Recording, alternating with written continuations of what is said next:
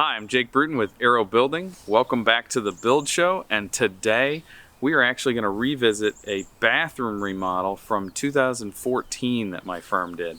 And the reason we're here is I think there's a couple really good design lessons that the clients and ourselves worked out together as we were in process, but there's also a really cool shower here and a detail that I think applies a lot for remodelers. So let's go inside and take a look at everything.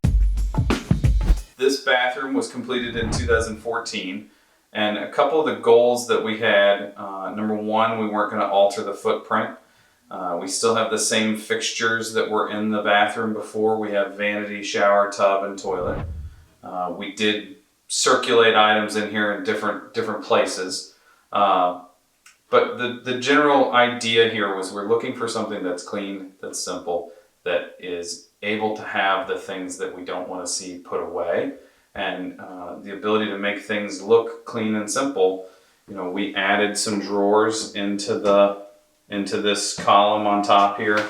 We had the cabinet guys build built-in medicine cabinets that match. They have a mirror on the back. They also are powered inside, but we didn't want medicine cabinets that stood off the wall, so we actually did a mud detail around those so that they look flush, so that it just looks like a flush mirror.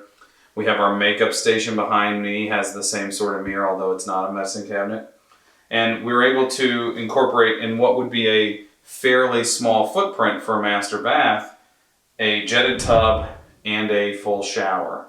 And the jetted tub, we're able to, again, we got the cabinet guys to fabricate a panel for underneath.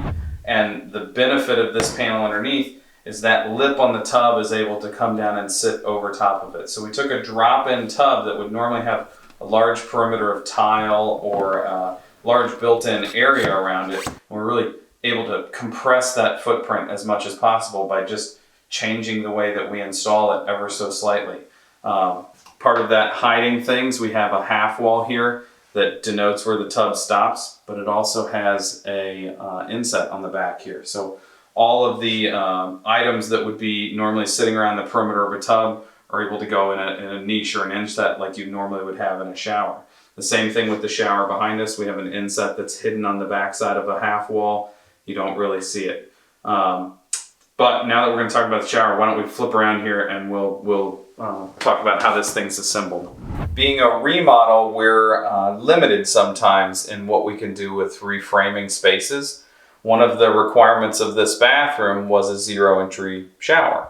So most of the time that would be pulling up subfloor, sinking that assembly down and into the floor so that when you go into the shower, then you travel downward and so that the water flows to a drain. Here, that wasn't an option. The floor joists didn't have anything that we're able to get out of them to give. We're kind of in the middle of a span here, framing wise, so it wasn't going to be very easy for us to chop things down and be able to lower that assembly. So what we decided to do was build up rather than go down. So it's a little difficult to see. Let me show you how this works. So our assembly here,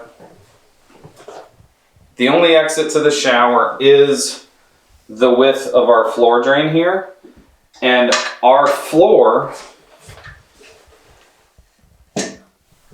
for it to be level, we're about 1.5 inches up. And what we've done here is we left our traditional subfloor and we added a Schluter brand Curdy shower pan. And we added this shower pan at an angle in the shower. We added our drain, and then we built these walls to come exactly to the edge of that drain. Any water that falls in here has to go down and to the drain.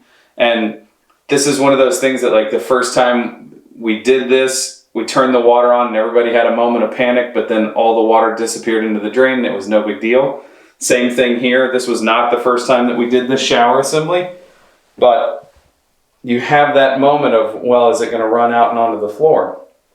Even if it does get a little bit of water out and onto the floor, we're not particularly worried. I mean, obviously we don't want it to get wet all the time, but our Dietra out here from Schluter as well it's taped and all the seams are waterproof, so the water would actually have to run to the door of the bathroom before it could cause any damage.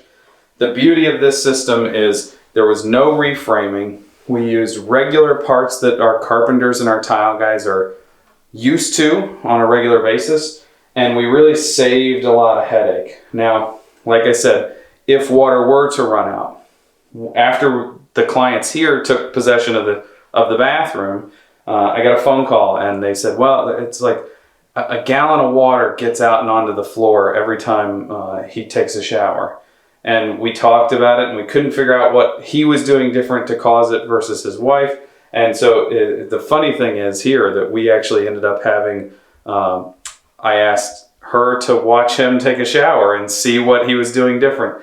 And she called me while he was still in the shower and she was like, his soap makes way more bubbles than any soap I've ever seen. And so he was actually creating enough of a bridge with foam that the water, the pressure could get across the drain and out.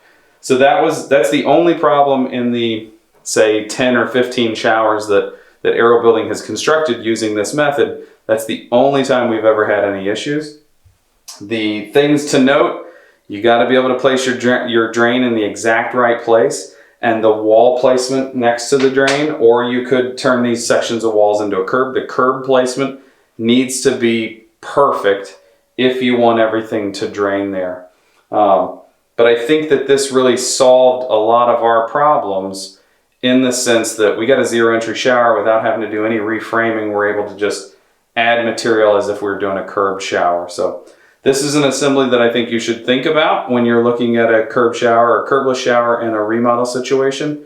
I want to say thanks for watching today. Check me out on Instagram. Check out Aero Building on Instagram as well. Thanks.